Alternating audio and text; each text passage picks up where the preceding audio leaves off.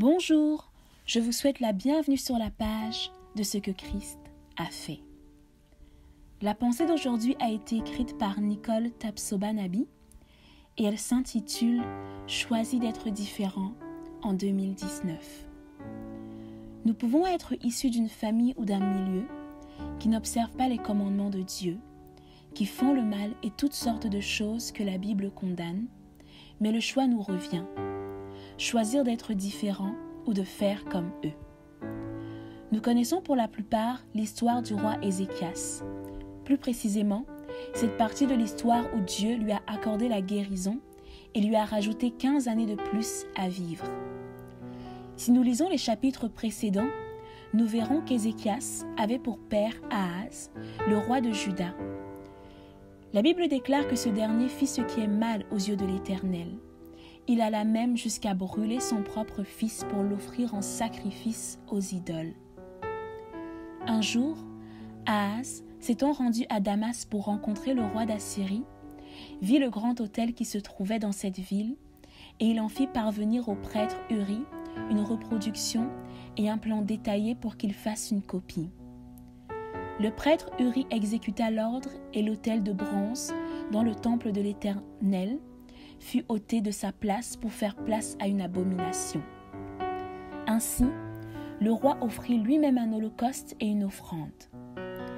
La petite remarque que j'ai faite est que le roi David avait reçu les instructions détaillées de Dieu pour la construction du temple et c'est son fils Salomon qui avait reçu l'autorisation pour la réaliser.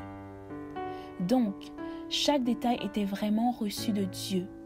Et voilà que le roi Ahaz vient à changer un détail à la structure du temple sans consultation ni approbation de Dieu, et pire, il offrit lui-même l'holocauste, chose qui devait être faite seulement par les prêtres sacrificateurs.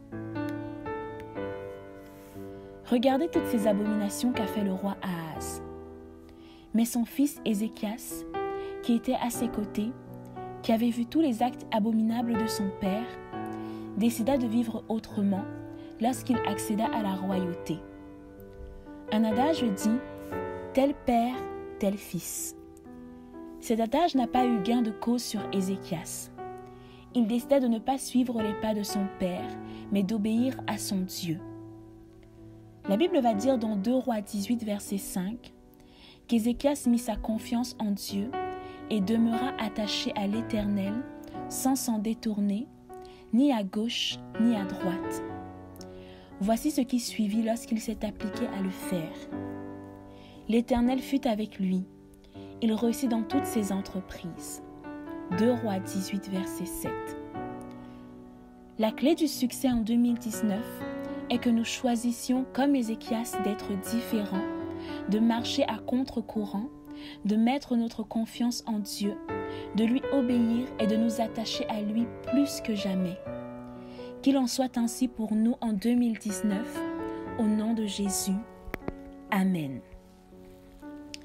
Si vous venez sur notre chaîne pour la première fois, je vous invite à vous abonner pour recevoir chaque semaine des messages inspirants qui viendront vous accompagner dans votre marche chrétienne. N'hésitez pas également à partager cette vidéo et allez nous visiter au www.cequechristafait.com.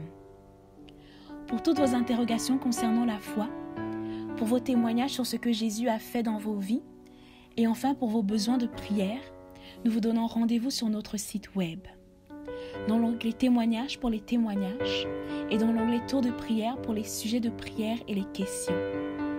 Aussi, n'hésitez pas à liker notre page Facebook Ce que Christ a fait pour moi et à la partager avec votre amis et votre famille. Merci et à la semaine prochaine pour une nouvelle vidéo.